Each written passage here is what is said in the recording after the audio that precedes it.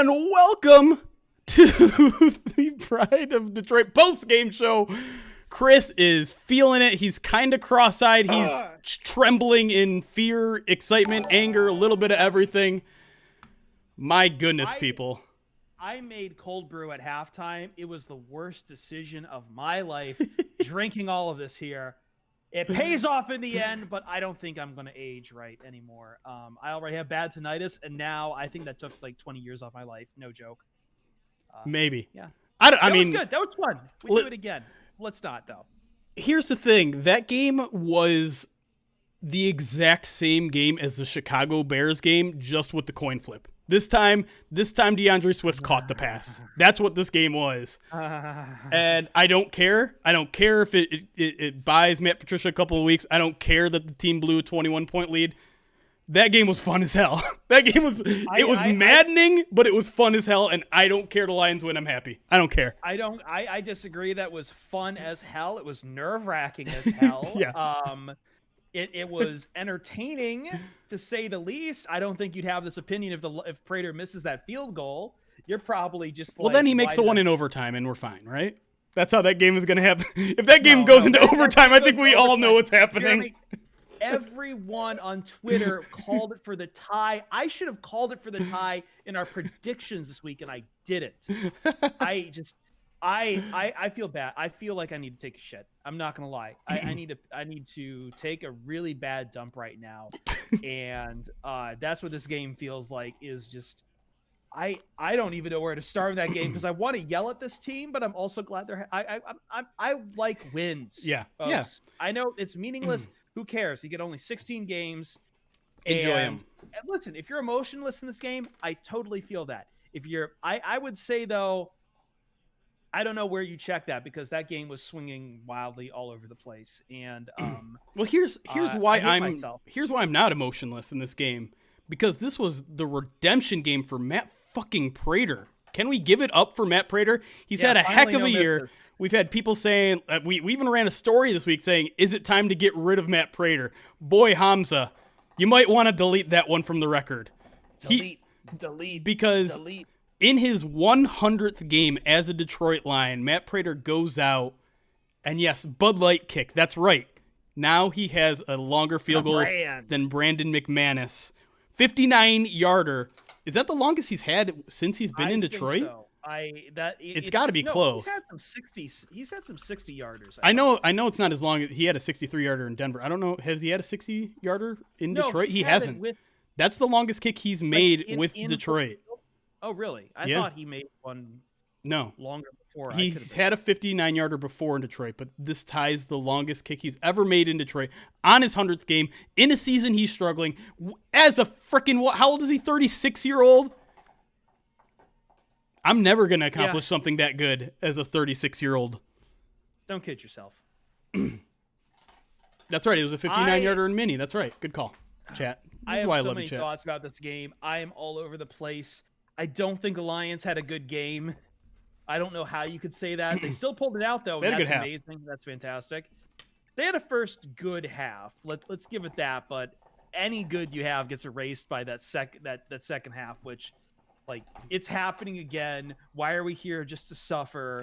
Every meme, Howard Ratner smiling as he lets the guys in to the jewelry shop. Everything like that, all going through my head because Alex Smith was throwing downfield on the Lions. Like, Alex Smith has a career high 390 yards on this game. Don't kid yourself. A lot of those are yak yards. Yards after completion. For the first half, he was throwing behind the sticks the entire time. He was throwing 0-yarders, -1 yard, and then they're just getting yak because nobody on the Lions was playing on those receivers. Yeah, no, which is awful, in its own right. And then you start giving up 13-yarders to Alex Smith. If you're terrified like I was, the defense was not good in this game at all. No. And chat's asking, why are we so bad with the 10-point lead? I think it's multifaceted. I think number one, it's just your defense is so bad. And once the other team is like, oh, we got to throw the ball a ton, crap, let's do that. That's like, if teams realize that was a strategy to beat the Lions defense from quarter one, none of these games would ever be close. because the Lions' pass defense is horrible. I'll get to the offense and the Lions' offense in a second. But when teams realize they got to just pass, that means we have to rely on our secondary. And guess what? Our secondary's not good. I don't know how, people fixate on the front seven, and for good reason. There's not a really good pass rusher on this team. They were a little bit better in this game, but when you knew Washington was going to throw the ball, where were the pass rushers? Where were the sacks? They weren't anywhere. But even with all that, just no one in the secondary. And yes, the Lions absolutely 100% got jobbed on that last Washington drive. That was not pass interference at all on Desmond Trufant. That entire drive was a mess. Alex Smith had 8 straight incomplete passes, and they were still moving it downfield because of some ticky-tacky calls. But yeah, the defense they can't play with the lead because they can't rush the passer when they know they're going to pass the ball, and they can't cover. Offensively speaking, we do need to talk about this because I think I have a bit of a different narrative than most people. Real quick before you go on, I just want to give one axiom here. If you can't sack Alex Smith, you're just not a good defense. You're not a good front seven. He's more mobile than you think, but yes. No, he's not. This isn't a good. He has like a robotic leg and not the $1 million, not the $6 million man type of robotic leg. Well, Alex, at one point in his career, he was mobile. He almost had 500 rushing yards in 2015. So the guy can. Jeremy, 2015. I get that. He's on the field though, right? Like he's got a robot leg, so maybe that makes him even more mobile. God in modern society. Jesus Christ. Joshua. How many was that? 25 subs from Joshua. I wish I had the money. You're to throw a around legend. With some of you guys. You're a legend, Joshua. I love you, buddy. Thank you so much. Yeah, man, sir. What happened after 2015, Jeremy? I don't know. I mean, he still was running the ball pretty well. You want to pull up his career stats? They're not that bad. I want to talk about the defense. You want to talk about the Lions defense? Let's talk about the Lions defense because offense. Excuse me. Yeah. Here's the thing I want to say about the Lions offense. I don't think they went into a shell. I don't. I think they just started sucking. That first, there was the run pass right after they got up 3 scores or coming out of the half. I forget which. I have to go back. It was coming out of the half, but they ended up scoring on that drive. Sure, but then the 3 and out was no other way around it. Can I get some of this money so I can play more? Can I play more gotcha games? I want to go play some more Genshin Impact. Joshua, I had the money to throw around. The 5 gifted subs pushes his total. I think he may have done this on purpose to 69 total gifted subs in the channel. But here's the thing: the Lions go up 21. They give up a quick touchdown because the Lions defense is horrible. Let's look at the Lions defense in the second half. 11 yards. No, we talked about the defense. Never mind. Let's not get into that. Yeah. They go 3 and out. Very first play is play action. Love it. They pick up 5 yards to Jesse James. Who was on a milk carton up until that play. He was. Yeah. He was. Then they run Kerryon Johnson up the middle for 3. They're in a good spot. It's 3rd and 2. Then by the way, can we take Adrian Peterson off the starting more often just to fire his ass up? We will definitely get to that and how awesome DeAndre Swift was in this game. But then they come out in the next play. Again, they do play action. They run a great play to TJ Hawkinson. What screws it all up? A holding penalty on Ode Ububushi, and now they're fucking in 1st and 20. And yes, you can say maybe the next play was bad. It was a screen pass or a bubble screen to Danny Amendola that went for 0. But then again, the next play is a great play to DeAndre Swift. They get 13 yards. They're in a 3rd and 7. Stafford gets sacked. It's just bad execution. I don't think this team went into a shell offensively. They just blew it. No, they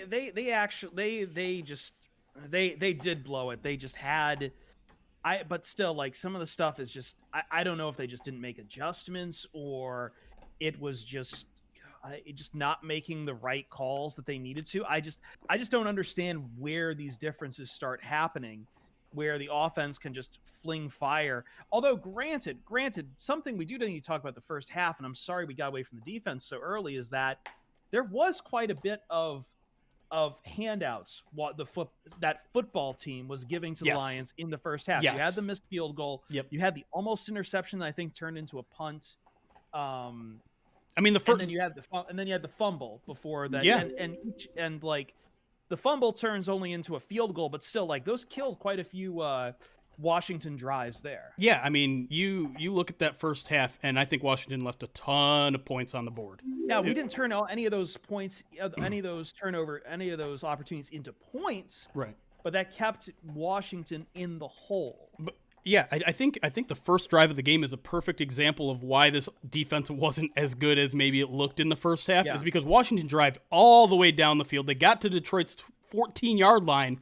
Then that's what I was thinking of, the sack that there was back-to-back sacks. There was a JD McKissick end around that went for -10, and then the sack on third down that pushed them out of field goal range.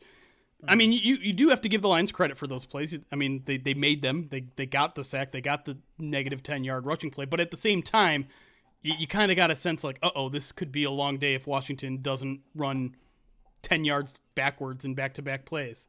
And you're right. They miss a field goal a little bit after that.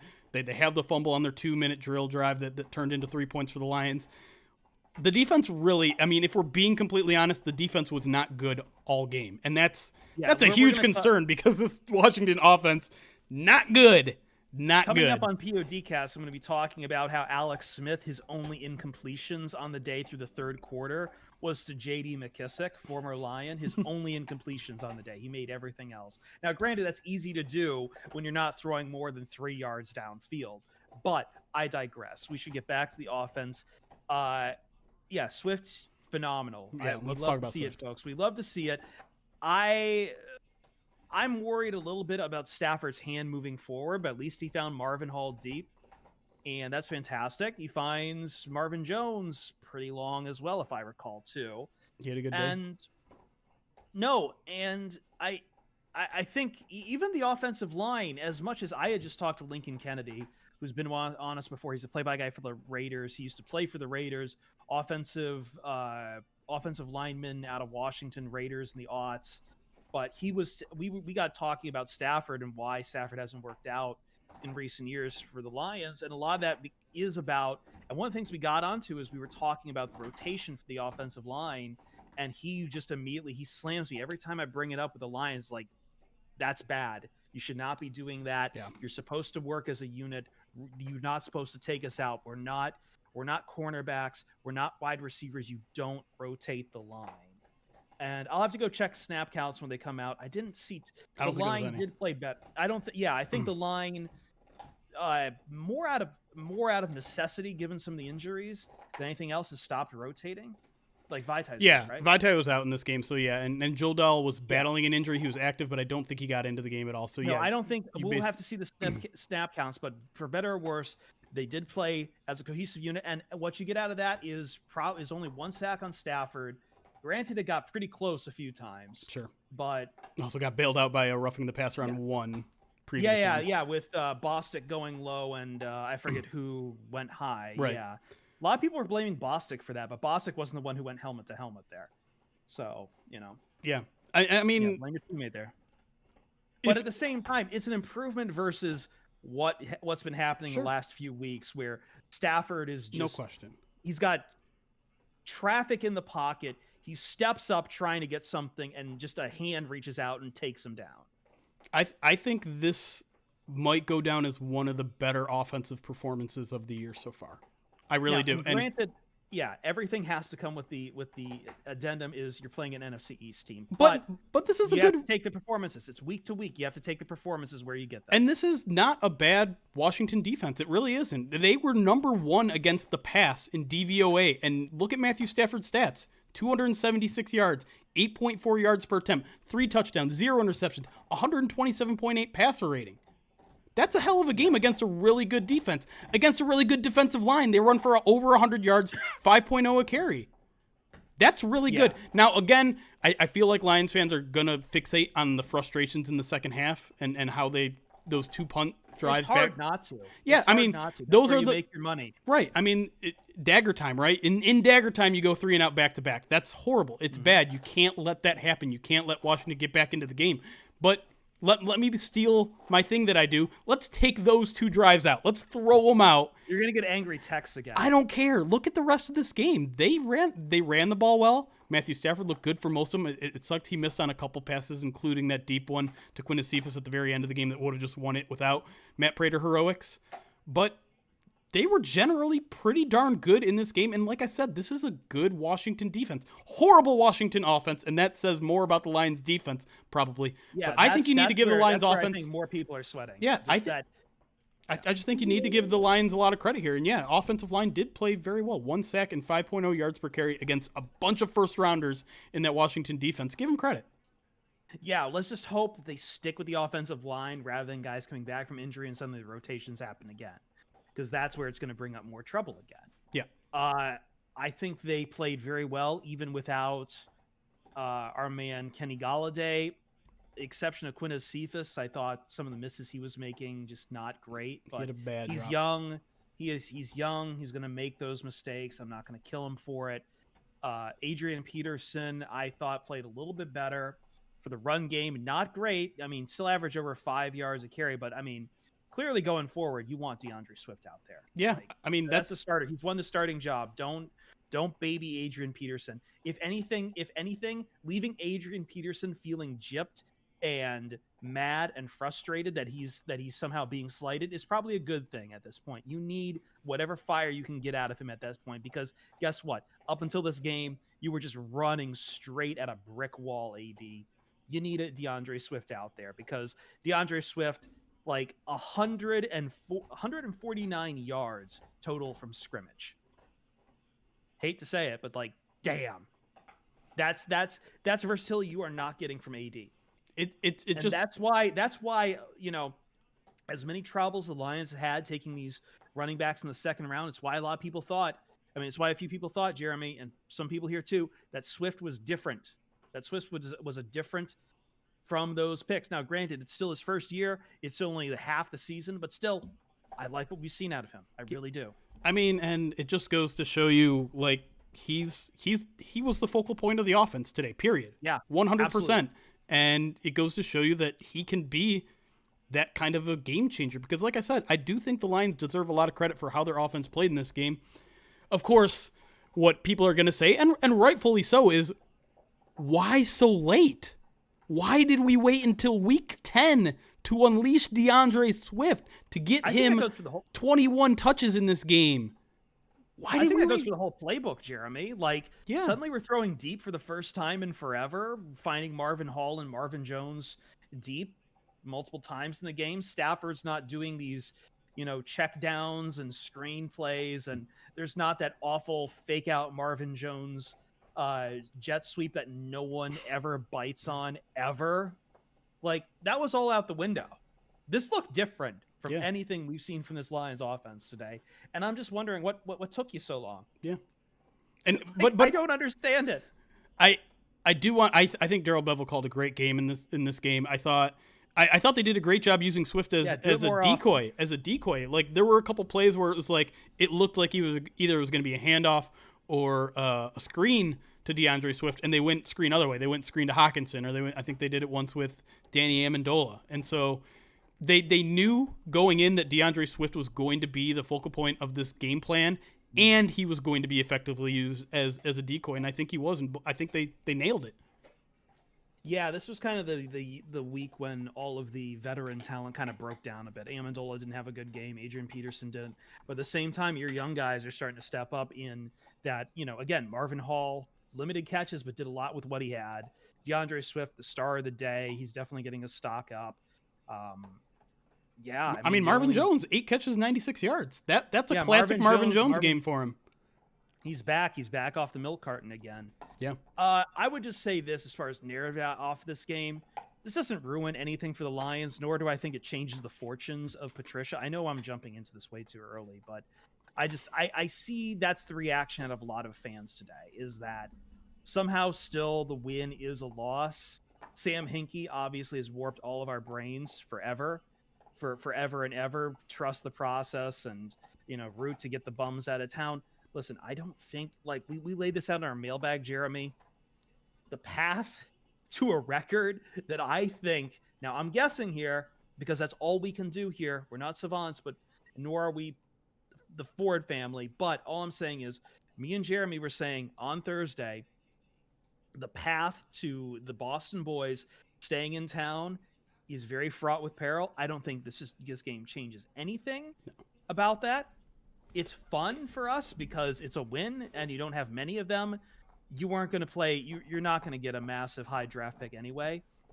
Don't kid yourself. There's some teams out there that are just so much worse than Lions right now. You're just not going to match up for that. I'm sorry. Like you're not catching the Jags or the Jets or the Chargers or probably the Cowboys at this point. You're probably not even catching. You're definitely not catching Washington now. Yeah, like you might be drafting after the entire NFC East. Yeah.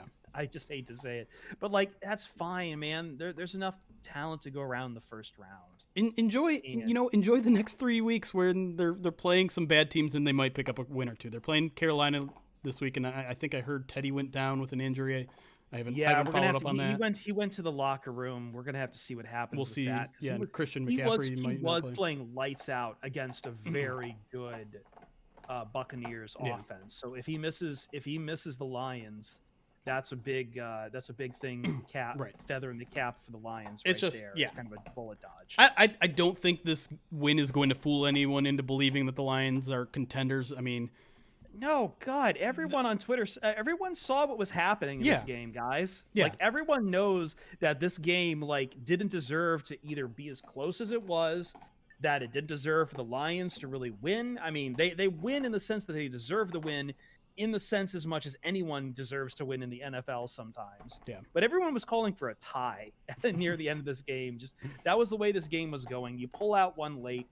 Guess what? Like no one's waking up the next day and just seeing the win and just thinking, "Oh, okay, everything's right now." No, I mean, that's not how it works. We all saw it. But here's the thing, Chris. It's a long week before the next game. And by the time we hit Thursday, there are going to be some people that are like, you know what? If they win the next 3, you don't know. Oh yeah, the suddenly... Kool-Aid's brewing again. The Kool-Aid is absolutely. Here's the thing, and especially for you, Mr. Like angry on Thursday, and now look at you, all chipper in here, man. Because I love when the team wins. This is why I don't care about draft status. This is it's just fun when the team wins. Bipolar, I love it. Absolutely. I mean, this team is bipolar. I will be bipolar. But the thing I do, and if you want to be a Kool-Aid drinker, that's fine. If you want to be pie in the sky, I'm not going to tell you how to be a fan. I'm not going to be the one. Well, that's fine too. Like you can be doomer on. But the one thing I do have to say is let's not forget the last 4 games of the season. Let's not forget that this team has to play Green Bay, Tennessee, Tampa Bay, Minnesota, all to finish out the season. As soon as Teddy left, Tampa Bay just started stomping on them on Carolina. Yeah, and I know Green Bay just barely squeaked out against Jacksonville too, and maybe they're not the behemoth. You're gonna have those kind of games. Right. You're gonna have those kind of games. And that game was weird too because I think Jacksonville had a kickoff return for a touchdown.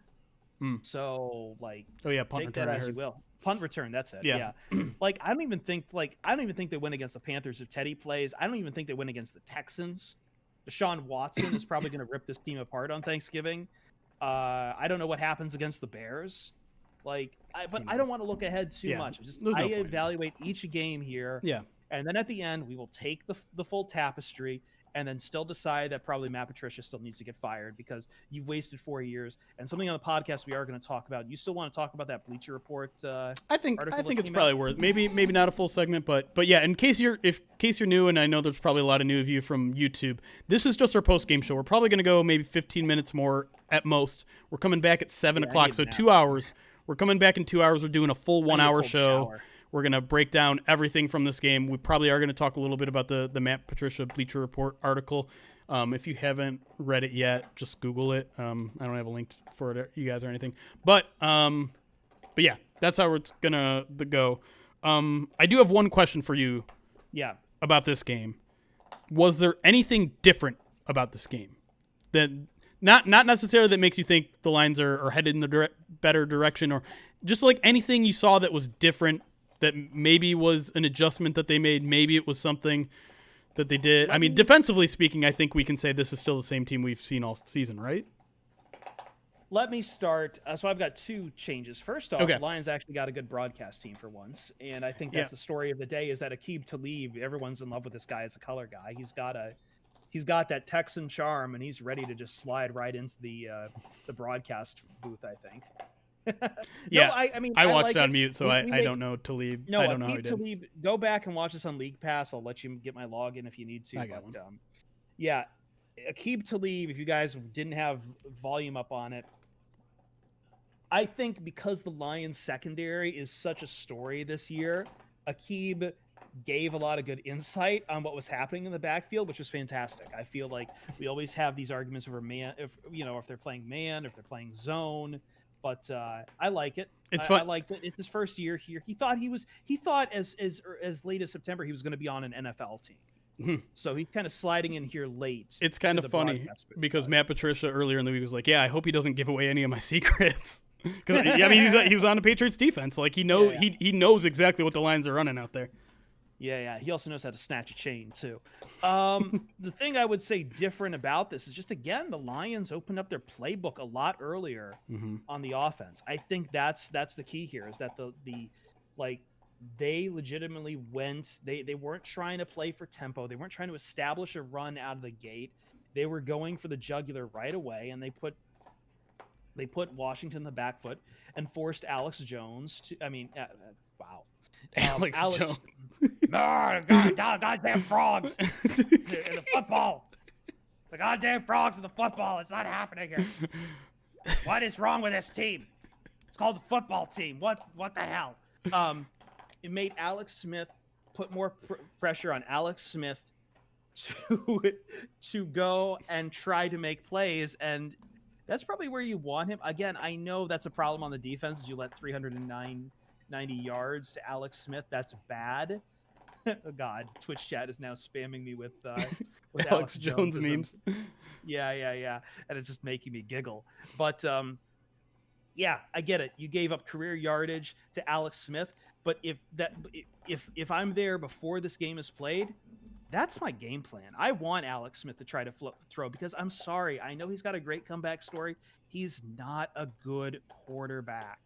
He's just not. He was up until that fourth quarter, and he was shocking me with the plays he was making. I think that speaks more towards the Lions, where they had their defense late in that game, and that I think by the fourth quarter he knew he could throw deep. But up until that point, as I said, this guy wasn't throwing more than 3 yards past the line of scrimmage on most of his plays. And if you played your defense right at that point, you could have buried him. You could have had Everson Griffin. I thought, played better this game. Yeah. And maybe that translates into, if Everson Griffin is a little bit better, that translates into more sacks, more pressure on Alex Smith. Maybe if your coverage is close, if your linebackers are playing closer to the receivers, they're catching those guys and tackling them around scrimmage, maybe even for a loss every now and then. Like, that's the game plan you want going in, is to make Alex Smith throw the football.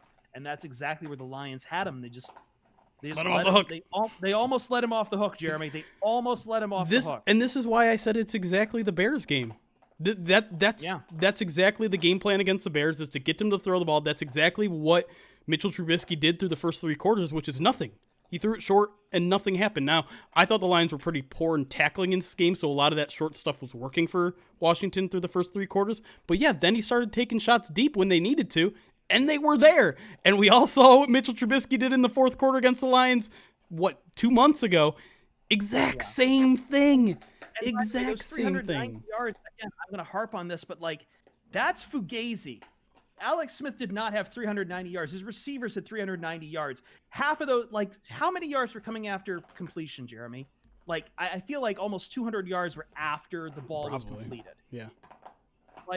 It is a damn lie, and I see some people pushing back at me on Twitch chat. It's a damn lie that Alex Smith had a good game.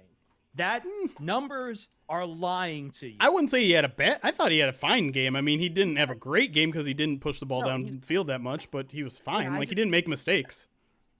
I put a lot more on the Washington receiving core on this one. I thought Terry McLaurin had a great game. I thought Logan Thomas had a great game. This game was kind of the revenge of former Lions, right. J.D. McKissick. I mean, they just threw it 30 times to J.D. McKissick in this game. Logan Thomas almost saved the bacon of Washington late in the game. after they were like deep after a penalty, if I remember. Yeah, it was a penalty from Logan Thomas, and he turns around and puts them right on the doorstep. Yeah, there was a, what was it, 4th and 13 or something? I don't know. I think they had like a 4th and 13. They had a couple fourth downs on that game tying drive. The Lions had there was a controversial call by Matt Patricia when there was a holding or illegal hands to the face where he had a choice between a 4th and 2 and a 3rd and 13 or 3rd and 14. He chose 3rd and 14, and immediately they get a 20-yard gain to Terry McLaurin. The Lions had so many chances on defense. That's why, while I think a lot of focus is going to be on the offense and those 2 3-and-outs, the defense had so many chances to end this game. I'm sorry. Okudah had another bad game. I know we're going to keep rolling out that he's a rookie excuse, but Trufant had a bad game too. Trufant had an amazingly bad game. Jamie Collins even was missing tackles, like just some really bad low attempts to tackle. I'm trying to think. I hate to say it. I feel like Griffin probably had the most productive game out of any piece of the defense here. Yeah, I thought Okwara did pretty good. He had another sack. Okwara, I thought, had a loud first half, but Griffin was the more consistent voice. He had 5 QB hits throughout this game. He was the one in the backfield. No, there's no way he had 5 QB hits. Everson Griffin had 5 QB hits. Wow, he did. Holy cow. Yeah, interesting. He was on fire today. Huh. Wow. Look at that. I just felt like all the pressure was coming late. Like the Lions in those last few drives, and if you're watching on Super Squares with me and John, he was screaming for it, and I actually don't disagree with him. Blitz, for God's sake, blitz! And they were just sending four every single time. Just rush 4 every time. And it wasn't getting there. And I'll take rushing 4 over rushing 3 because we've seen this team rush 3 all the time as well. But I could use the blitz package here though, man. I really could, because their coverage wasn't covered. We would see those plays where Alex Smith is flushed out of the pocket, and everyone's keeping their distance because they don't want to accidentally screw something up. But it's like, you can go in there and hit him, Like, I don't know. Jaron Kearse did not have a great game either, I feel like. So, like, bad day for the defense. Decent enough game from the offense. Great game for Griffin. Special teams outside of the one kickoff that was returned to the 50. Phenomenal again. Like, Ragland, I think, did well too, if I believe. I think he was had okay. A pretty decent game. So good game for the defensive line, but I'm not no one else, I would say. No. And as good as the game the defensive line had, they still just were not. I feel like I don't know. I'm greedy with a defensive line. I want them to always get to the quarterback. Sure. I mean, 1 sack I don't think is enough in this game, or 2 sacks. I guess they got. Especially the part that bugs me is that you knew this team was passing the rest of the game. There was no. You had them pinned, and that I think we need to talk. We talk about how the offense takes the foot off the pedal a lot when they're with leads. So does the defense. The defense maybe is more, more guilty of that sort of thing because, like I said, they don't blitz. They sit and they rest on their coverage when they're dropping back to pass. Why not just continue to pressure Alex Smith, continue to make – I think the Lions were a little bit overconfident in their defensive front and thinking that they could get consistent pressure, but it just wasn't there in the second half when I think it needed to. That's something that always bugs me because it's like, why do you think that why do you think the Lions, why do you think your defense is that good, huh? Like, I get it, you want to have confidence in yourself, but, like, you don't really have the luxury to just kind of sit back on your heels like that. Just go out there, man. Hit someone. Yeah. Football. Would AS why was the defense so dominant in the first half but so lax in the second half? We talked about this a little bit at the top. I think it's a little bit of fool's gold to say that the Lions was defense was dominant in the first half. The Washington football team made a lot of mistakes. They missed a field goal. They turned the ball over in Lions territory. They took 2 plus 10 negative or minus 10 plays in that first drive when they were in Lions territory. I thought they really actually moved the ball pretty well. They only punted twice in the first two. They punted twice in the first 3 drives and never again the entire game. Yeah. I don't know. I don't think that's a great defensive performance. They just got bailed out a little bit. The Lions made a couple extra plays, and like I said, you got to give them credit for the sack and the negative plays. But overall, I just don't think the defense was good, really, at any point in this game. And to be fair, too, I hate to do this, but, like, the penalties were really backbreaking. Some of the officiating was pretty poor late in this game. As I said, like I get it if you're a Detroit versus everybody person, especially with that PI call late in the game, which like I'm like even Aqib Talib was like, wait, what? What? Yeah. So I mean, there were some backbreaking penalties here that could have almost messed up this whole thing. But again, but for the grace of Prater, go we. Yeah, and I mean, can we talk briefly? I mean, I need to jump into the rule book to understand what a forward pass is. Yeah, I was about to say that lateral. That was a lateral. I'm sorry. Like that was backwards motion. Just because like momentum carries the ball against his chest a little bit further doesn't make it a forward pass. Like that's something like everyone was confused as hell on that. That's going to be something they probably talk about. That's going to be something that I feel like we're going to write an article about in February where the NFL clarifies that rule. Maybe. I think in general it didn't make enough of an impact for it to get a lot of attention, but it's just one of those weird plays that of course finds the Detroit Lions where it's just like, what? He literally handed the ball off. How is that forward? The ball. I mean, I don't know if you can like actually hand the ball off like that. I think you have to like chuck it back a bit, but like still, I don't even think he meant to do it too. It looked like it was just kind of the ball was fumbling a bit, and he's like quick, like trying to save it somehow. So yeah, I don't know. Just a super weird play that of course happened to the Lions, and it was. I mean that I still can't get over the weird Alex Smith game-tying drive that he threw 8 straight incompletions on, and somehow the Lions didn't get off the field. Yeah, before that he was throwing like, and he hasn't done that in like, years where he's suddenly throwing like 13, 15 yards downfield. Like, where was this? How are you doing this? This was never in your repertoire. I'm telling you, teams are stupid. Teams are stupid against the Lions defense. That sort of stuff is available all game. And I think they don't realize it until they get into desperation. Right. They're like, "Oh, we could have been doing this all day." Yeah, okay. That's the only reason the Lions have blown so many double-digit leads is because teams weren't doing that from the beginning. Yeah. No, that's why I worry about the Bears. I mean, all these rematches against NFC North teams, because I feel like they've wised up. Divisional rivals know you better just because they play you twice a year, and that's why the Lions are horrible at them. I think. Chicago's quarterback notwithstanding. They could dump truck on the Lions. Minnesota's going to do probably what they did again. Packers absolutely will. Like that's why I'd have no hope for any of those 3 games. And there's been nothing. No hope, but yeah. I mean, Patricia's record against them is a big fat 0. So he's won a couple, all right. They've just happened in 2018. Cool. One was a meaningless game to the Packers. Yeah, like sorry. No, I don't want to get into to the wide view just because like it's useless to me right now. I'm just going to take this in prospect. I know everyone wants to say where the Lions go from here. I hate to say, nowhere, but that's kind of where we're at. It's nowhere. Like but that's it. Is like this is kind of it's like watching Tigers baseball in the middle of the summer. It's like I don't know what to tell you at this point.